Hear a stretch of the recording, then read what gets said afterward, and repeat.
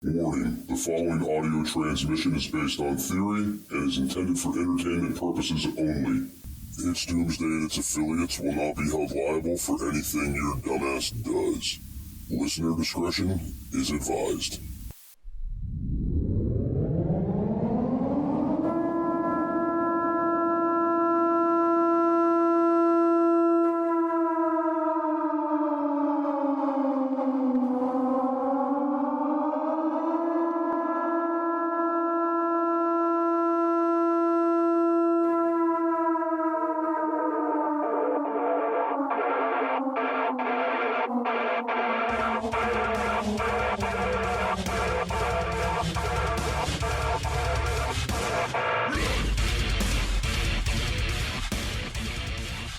Welcome everybody to It's Doomsday Podcast. Today is February 26th, time is 1800, and joining me as always is Big Daddy Prep, also known as Al. What's going on, man? Oh, just another day. Just another beautiful day in the prepping world, Jester. Oh. Just trying to save the world one person at a time. No, I hear you. And so, Al, I think Podbean is shadowing the show. I believe they are too. Oh my God. So for our listeners out there that listen on Podbean, I want you to do us a favor, okay? I want you to comment on these episodes, like these episodes, share the episodes. Actually, when these come up on Podbean, if you're a listener on Podbean, there's going to be a place to comment. There's going to be a place to like the episode. Do me a favor, take the 5 seconds out of your day that it takes just to leave a thumbs up in the comment section or, hit that like button on that episode. Keep doing that, guys. And I'm going to explain to you why, Al. So for those of you that are on Podbean and that utilize the app and things like that, there is a top 100 trending page, okay? Mm-hmm. It's Doomsday Podcast has never been in it. Now, what I find very odd about this, and I've even reached out to Podbean, and I've emailed, and I said, hey, how come we've never been featured in there? Yep. Their first response was, well, it goes by downloads and follows. And I said, okay. So I started tracking our downloads, our follows. I started seeing what goes on in there. Al, do you know that they're putting people on the trending page that have less than 100 downloads, have less than 100 followers?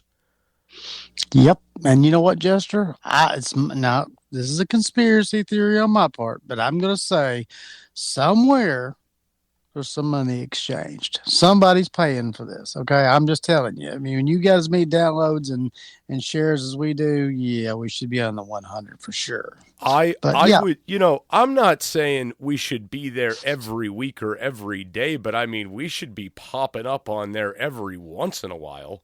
Right. You would think. So I emailed them back and I said, hey, guy, here's the situation. Here are all the shows on this list that have less downloads than we do and less followers than we do. What's up with that? And I took screenshots. There was like 7 different shows on the top 100 trending that have less downloads and less follows. And I said, hey, this isn't making a lot of sense, guys. You got to let me know what's up here. Right. And they tried to give me some runaround saying, well, the algorithm works pretty weird. It's not necessarily having to do with downloads and this, that, the other, mainly interaction, blah, blah, blah. I said, okay. I gave it a couple days. I went back on, checked the list again. I found a show that had about 60 followers and 99 downloads, and they're on the trending board. Wow. Now, how is that possible? We're getting... there are days where we'll get 700 daily listeners, 700 downloads in a day, and I'm looking at this situation and I'm like, shouldn't this put us on the trending page? And to that, all I got to say is this. If you guys are out there on the Podbean app, the only other thing I could think to get us on that trending page is to be interacting with these individual episodes. So give us a like on an episode. Make sure you're following the show and leave a comment in there if you're listening on Podbean, because eventually we're going to get them the message that, hey, we can't be silenced. We can't be shut down. You're not going to snuff us out.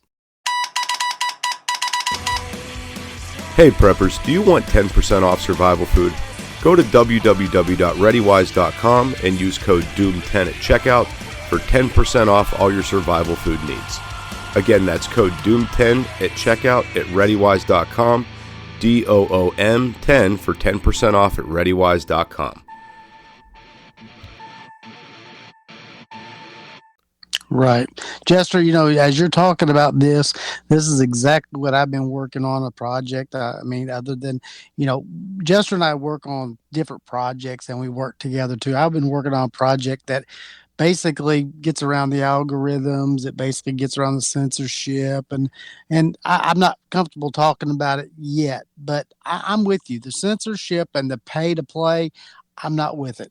No, I'm not with it at all, and I know you're not either. If they go by true numbers, we should be there every single week. But we just appreciate being there. Part of the time. So, we've got more downloads and we've got more plays than most shows have, or a lot of shows have.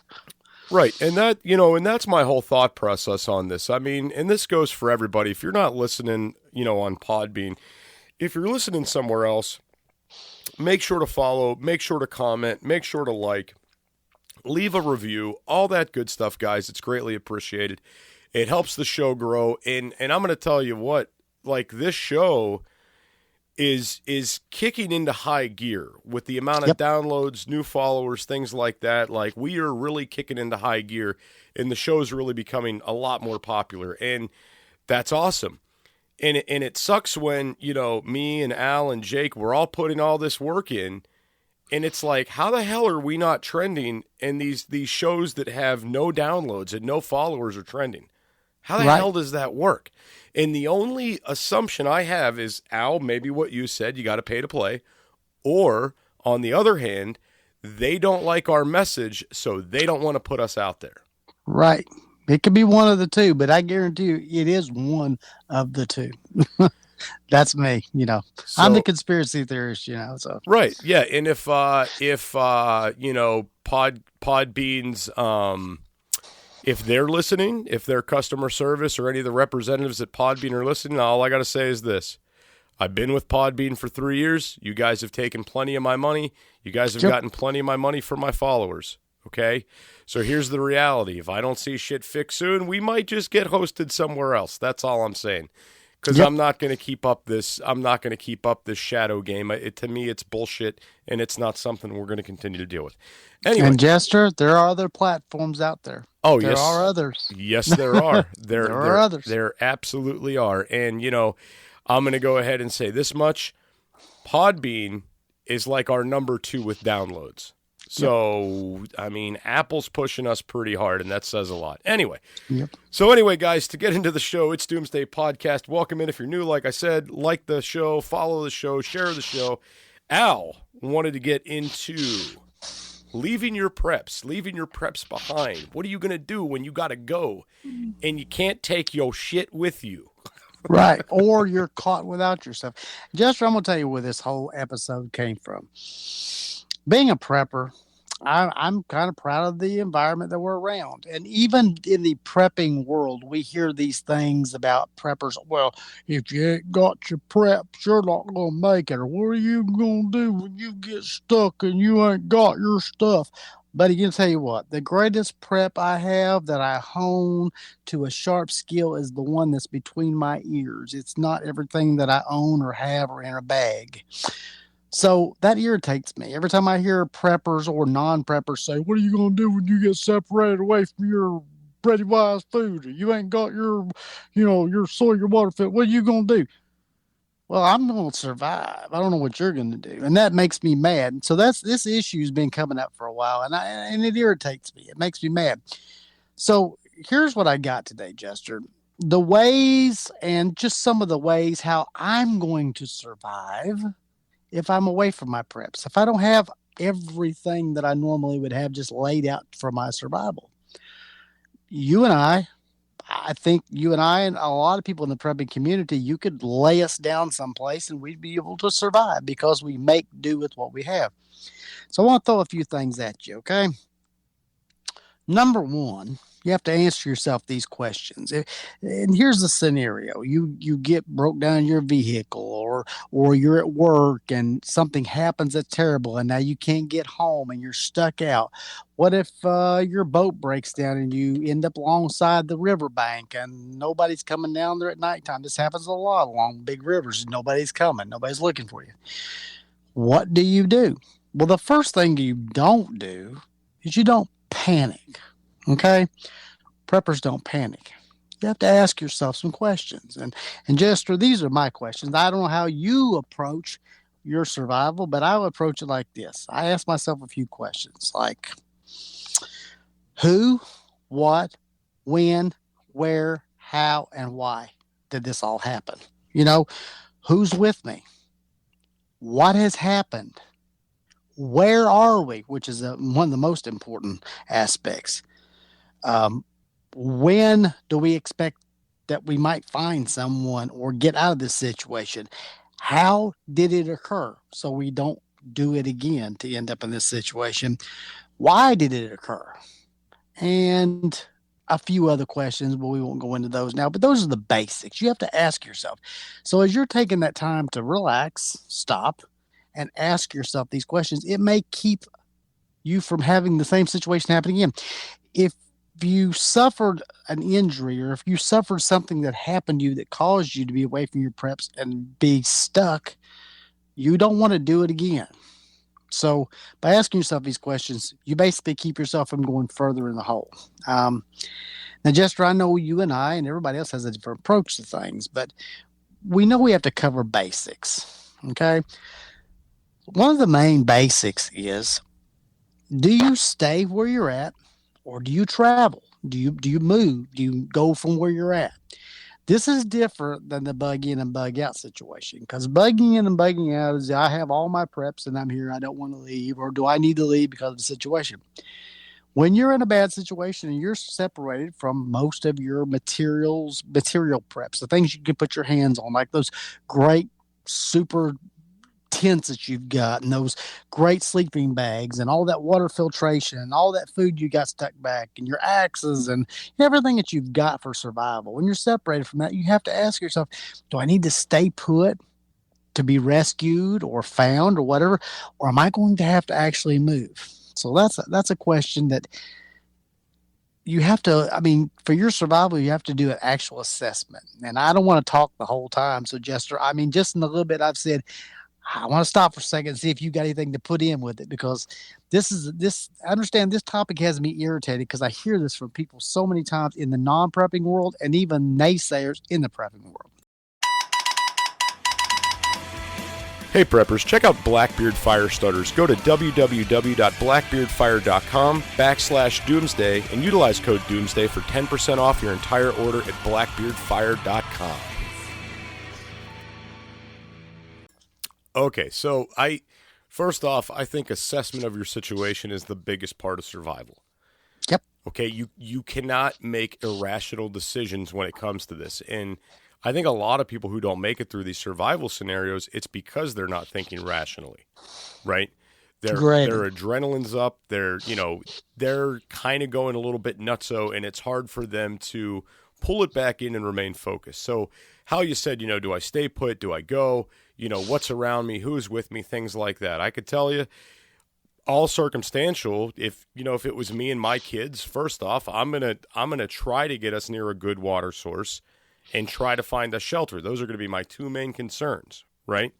Right on. I know that's what we need for survival. And then if I'm with my kids and I gotta move, I'm gonna be like water and take the path of least resistance. Right? Right on. And as long as it's not putting me in immediate harm's way, I'm going to go the easiest route because I got the kids to bring with me. Assessment is key. And I threw all those hypotheticals in there just to kind of, go with your point. I understand what you're saying. Well, here's some of the main questions that, once you've assessed the who, what, when, where, why, how, and all that for your situation, some things that you have to ask yourself. Like I said, do I stay or do I move travel is what I have down here. Move or travel, whichever it might be, whether it be traveling a quarter mile, a mile, 15 miles. Do I stay here where they know that the plane is down or my vehicle broke down or where the last place that they had a GPS location of me, or you think they do? You have to ask yourself that question, and that's a big one. But we'll get into that in a later episode. Stay or go. That's a big subject right there. But understand, folks, some of these questions you're going to ask yourself and some of these rules might save your life. Like my rule is everything is valuable. Everything is usable.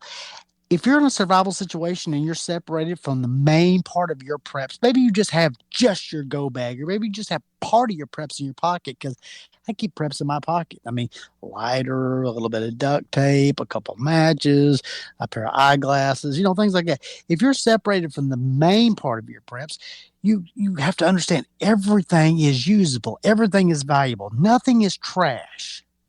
But along with that, with nothing being trash, is that you must think about whether or not you can take this with you. Does the weight to use ratio, does it warrant you taking it with you? Okay. This will get into objects that you find, things that you find. I've seen people that will walk past all kinds of objects that would have saved their life, like a Ziploc bag or a piece of tubing or some twine that they could use for cordage. And they'll walk right past and go, oh, I'm going to use that. What am I going to use that for? Everything I see, I'm sucking up. I'm trying to use for my survival. So you have to think out of the box. You understand you're not dealing with the best situation.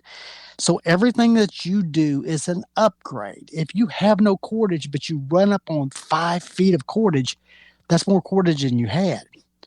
Maybe you can make cordage to go with that to make a shelter with. Maybe you're walking along and maybe you find an old lighter. Maybe it doesn't have any fuel, but it's got spark.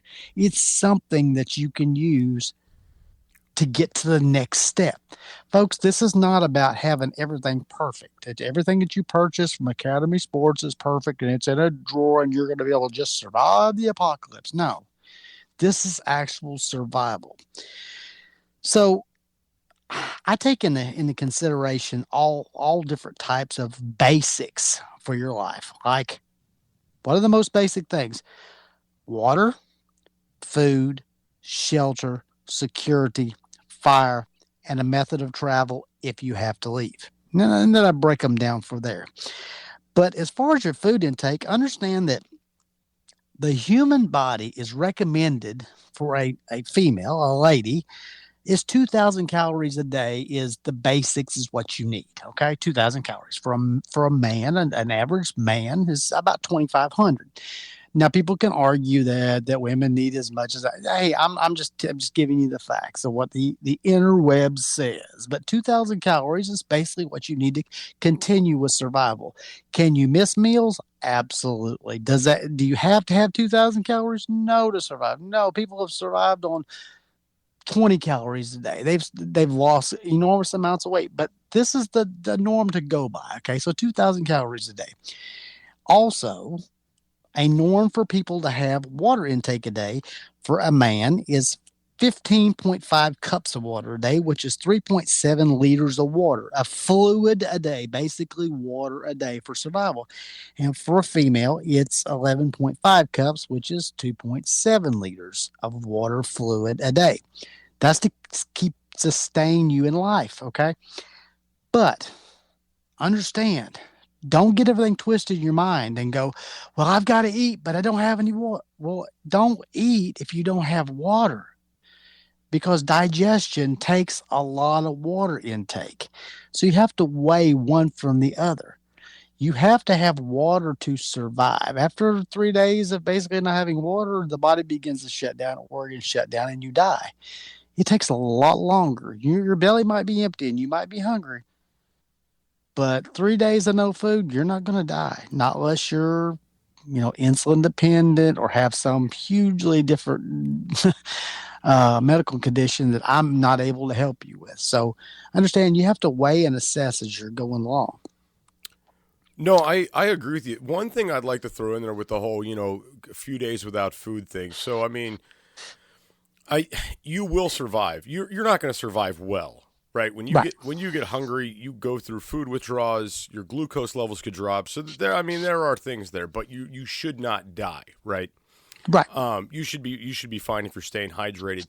Now, I know some people out there in the survivalist community that actually will go through fasting periods in order to, get comfortable with the idea of not being able to eat when they're hungry, things like that. But, I mean, Al, you're rolling right along, dude. I'm just kicking back and listening in today. Well, okay, good. I don't want to. I don't want you to feel like you can't interject. Oh no, dude. I'll interject where I need to. You're doing great. I told you I was going to be adamant about this. Want to be a guest on the show? Email it's doomsdaypodcast@gmail.com. That's it's doomsdaypodcast@gmail.com. Because I'm tired of hearing people tell me that I've got to have a $10,000 shelter and I've got to have 14,000 months worth of food stuck back to survive. No, you can survive with anything. People have survived with next to nothing. But their skills of being able to take what they find and turn it into something that gets them to the next step. So they keep building on that's what helps them survive. Now, understand, if you have some basic medical conditions that are out of my realm, diabetes, there are a lot of medical heart conditions, things like that. As you're in the survival situation, you have to understand, okay, if my blood sugar gets low, I've got to eat. I've got to try to take in as many calories as I can.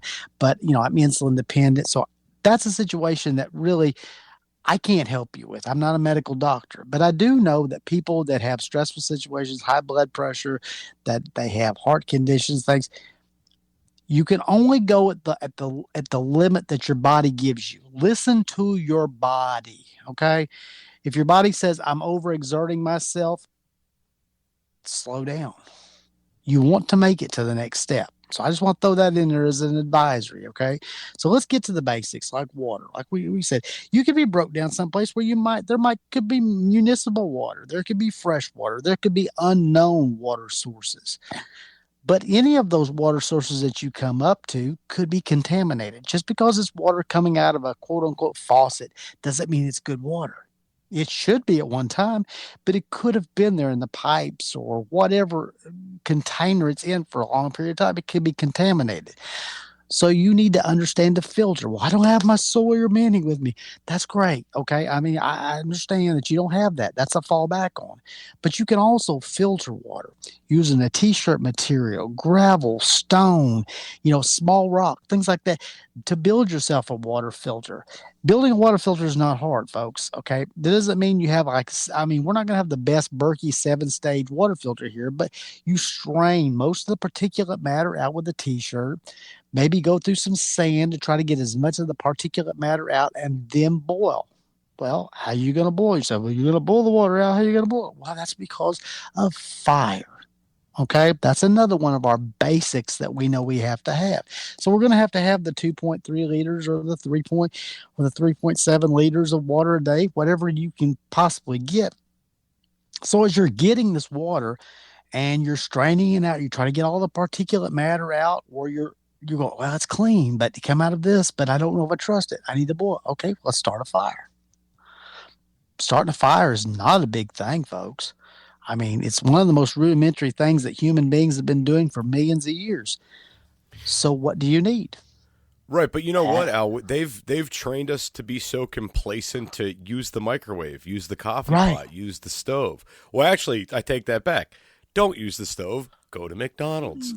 Right. I'm with you on that. So if you say to yourself, I don't have a stove, Al, what do I do? Well, let's start a fire. Well, everybody knows how to build a basic fire, but how am I going to start my fire? Well, I always carry a lighter in my pocket. I always carry a couple of extra matches in my pocket. I always carry a pair of eyeglasses in my pocket so that I can make a kind of a magnification fire. Done that my entire life since I was a child.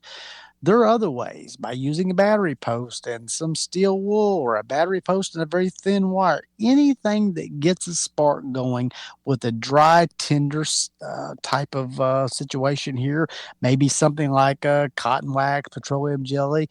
anything, oil, anything. I've seen people take anything to get a fire started, but getting a fire started and getting water boiling to get rid of the small particulate matter and the protozoa, all the nasties that are in the water.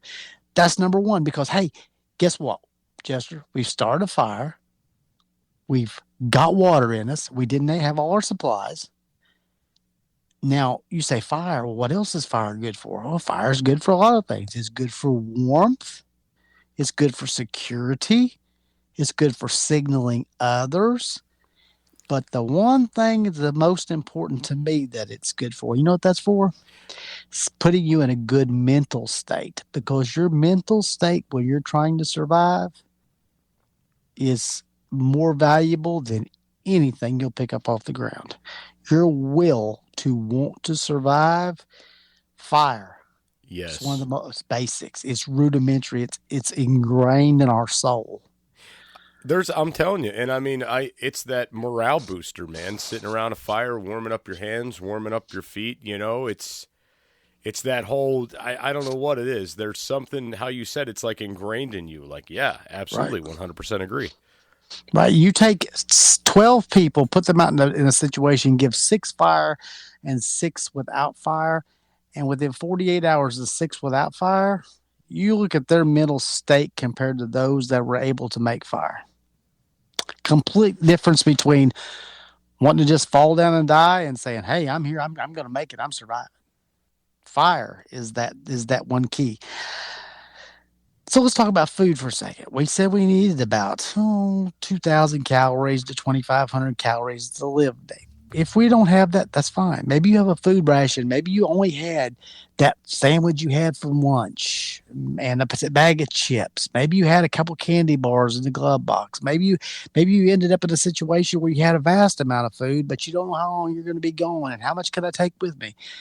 We want to make sure you have the things that will last the longest. Keep them the longest around. Things that are in cans, things that are dried. Use what's going to perish first. Eat it first. Use it first. But also ration. This is not just for you. It could be others around. You'll immediately need to take stock of what you have. Take stock of your food rations or lack of food rations and go, okay, now there's 5 of us and this is what we got. And we need to divide this up. Each gets this much a day, and that's it. Put someone in charge of it and go with that. So that maybe you get rescued in 2 days. You didn't think you were going to. Maybe you do. Maybe you've not ate everything. Hell, on the way home, eat it all. But at least you've rationed it out, okay? Can't eat everything in one day. Also obtaining things out there in the wild. So I want to comment on something with that real quick, because something I've always thought about, and I haven't been in the scenario to know if this would happen or not, but people, they get really emotional when they get hungry, and I wonder how many people out there. I'll have to look into the statistics of this if there are any, but I wonder how many people have died in survival situations because they didn't properly ration.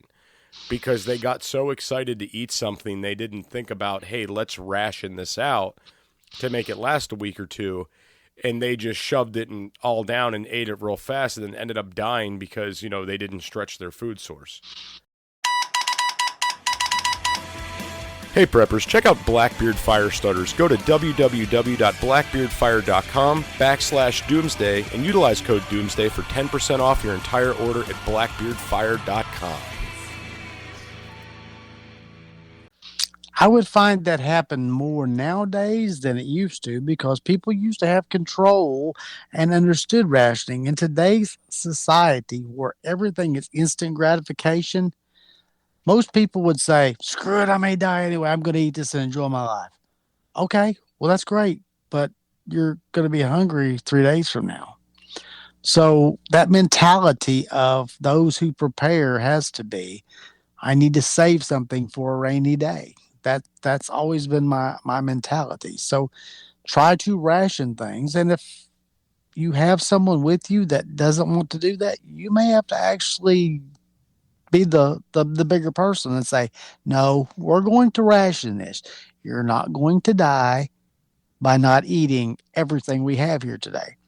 You're part of the group And as a group, this is what we're going to do. But that's a show. That's a whole nother show right there. We've had this show before, I think. But also shelter. You can have water. You could have a food source. You could have fire and die of pneumonia, die or freeze to death. You could absolutely get blown away by the wind, suffer whatever it might be, exposure, because people don't think about shelter. They think about, what am I going to do? I'm just going to trek around. No, you need to make camp somewhere where you can actually get warm or get out of the elements for a period of time to rest. The body cannot keep going, folks. So as you come upon things, whether it be an old piece of tar, maybe it's giant leaves, maybe it's some down sticks, and maybe you can make a thatch type of shelter to get you out of the sun, get you out of the wind, maybe shed the rain off of you. Maybe it's an indention in the side of a rock face. Maybe it's underneath some trees. Maybe it's an old abandoned building. Whatever it might be, you need to get shelter.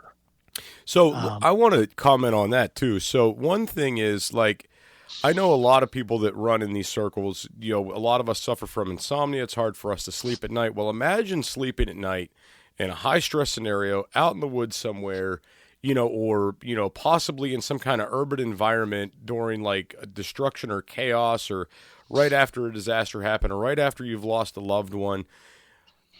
I know it doesn't sound like much, but having that tarp, having that paracord, having a way to make a little bit of shelter just to make you feel a little bit more secure is definitely going to help you be able to sleep a little bit better than not having it.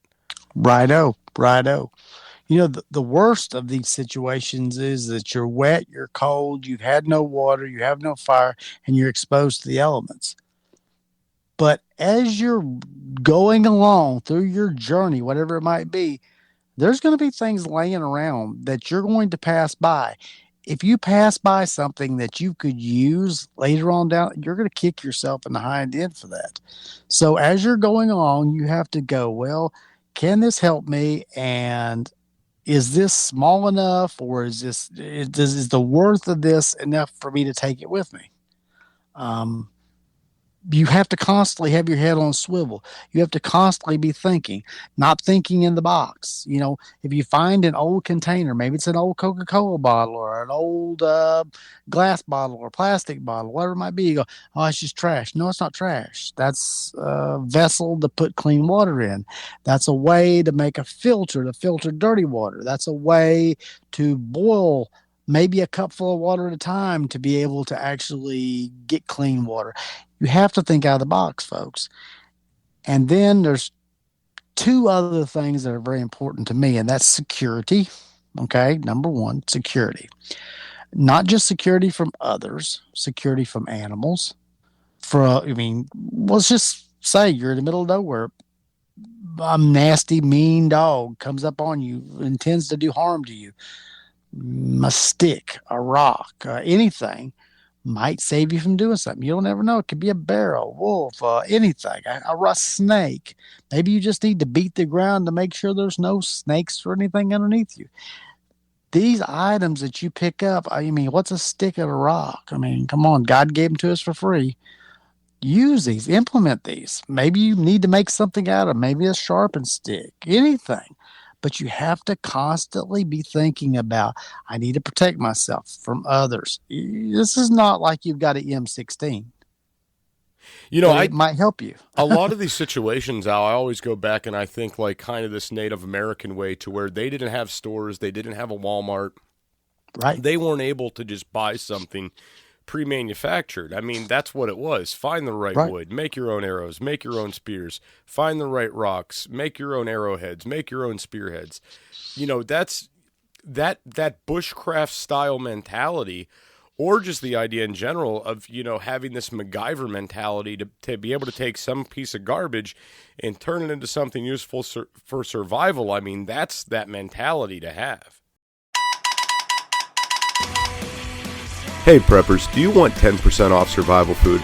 Go to www.readywise.com and use code DOOM10 at checkout for 10% off all your survival food needs. Again, that's code DOOM10 at checkout at ReadyWise.com, DOOM10 for 10% off at ReadyWise.com. Absolutely. It's just like if you're going to have to travel, if you say where I'm at, it's a bad place to be. I need to travel. I need to get away from here to try to get to someone else. Look at what you've got. If you're sitting here in your work shoes and you've got work shoes on, but you got a pair of tennis shoes in the back of your vehicle and you're going to have to walk, or if you walk up on a pair of shoes that's 2 sizes too big, but they're walking shoes instead of dress shoes, ditch those dress shoes, get those walking shoes. Okay. If it means that you have to shuck off a couple layers of excessive clothing and it's a hot environment to try to stay cooler and not sweat out as much liquid in your body, as much water. Hey, let's do that. Let's take every single thing that comes to us, every single thing around us, and let's make something out of it. Let's find a use for it. Let's do this for our survival. I see people a lot of times, and this irks me. People that take young children and they see them out there, they're MacGyver and they're doing just what you said. They're learning how to do things, and they try to, don't do that. No. We need to let them do those kind of things. That MacGyver that they're doing might save their life one day.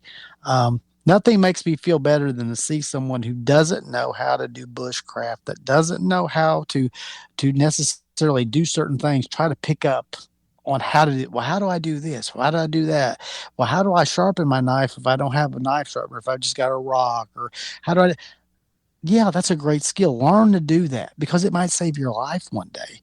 MacGyvering has saved many, many, many, many lives. And you don't know the situation you're going to be thrown into. You could be stranded in a blizzard. You could have a plane crash. You could, wreck your canoe on the way down the river in the middle of the night and you didn't make your landfall where you're supposed to, and you have to live alongside the river for the night. Folks, everything is valuable. Everything can be reused. You have to think out of the box. Nothing is trash. Everything can be used.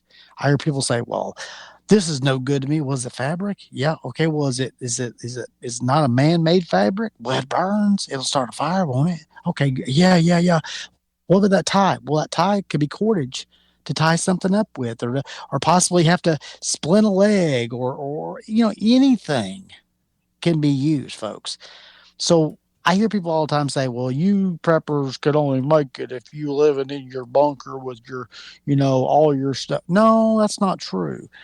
The greatest tool any prepper has is what's between their ears, and you have to hone that skill.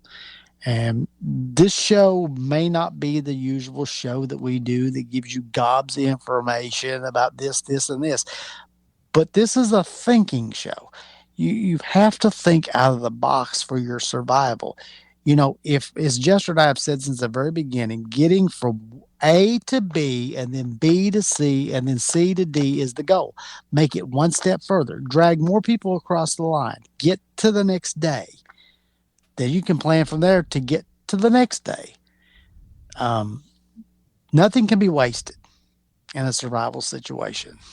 If you waste things in a survival situation, it might be the difference between your survival and you not making it. I'll just put it that way. Right. And just so we're clarifying, don't become a hoarder. We're not suggesting become hoarders. No, not a hoarder. No. Now, I know I've talked a lot on this episode, Jester, and this comes genuinely from the heart, because I hear people all the time try to tell folks, if you can't spend $100,000 to be a prepper, if you can't do this, if you can't afford that, you're not going to survive. And that's not true, folks. I'm a prepper. I made all my preps basically for free or for cheap or on clearance. But the skills that I learned being a prepper, going out in the world and be able to do things off grid, is what will get me by. It's not with the things that I purchased. They'll help me, but that's not what's going to get me by. No, and I 100% agree with you. And to the people out there that are saying you have to have all this money stocked up, this, that, the other, I cannot even begin to tell you how often I give people advice on getting their preps from the dollar store, or, you know, buying something cheap and turning it into something great for survival, or where you can get the best deals on things. Prepping can get pricey, but it does not have to, right? Nope. You're right. You guys really got to think outside of the prepping box a little bit here, and understand that, you know, if this was a survival situation and you didn't have your bug out bag, if you're out in the woods and, you know, whatever, your car just goes off a cliff and you're stuck down there for 3 days waiting on rescue, what are you doing to survive? Right? Right. Or you're lost somewhere out in the middle of the woods. You went out hiking with your buddy, you got turned around, now you're stuck out there. How are you going to survive? A lot of it's going to be based on the knowledge inside your head, all right? And a lot of it is going to be reading the signs that your body is telling you. Are you feeling dehydrated? Because, like, we don't talk about medical issues enough, about how they can come up in these situations. That's a show for another day. But, guys, next week, we're covering earthquake survival. We had one of the listeners emailed into the show and asked a little bit about earthquake survival. So I figure, you know what, we'll put together a whole episode on this, because it is needed right now, especially with the large earthquake that just happened, which has way too high of a death toll. Al, you got anything you want to add before we're out of here? No, just everybody just understand that prepping does not require you to have to be a billionaire to do it. You can do this on your own dime, and, you know, the best prep you've ever got is right between your ears.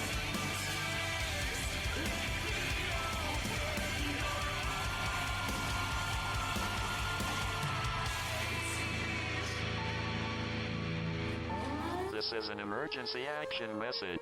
At approximately 1 a.m. Eastern Daylight Time, NORAD is tracking 15 ICBM nuclear missiles inbound to the following cities: Orlando, Miami, Pittsburgh, Dover, Newark, Richland, Philadelphia, New York City, Baltimore, Los Angeles, Las Vegas, Boston, Seattle, Detroit. This is an extremely deadly situation. Stay tuned. The next emergency message will be a presidential address.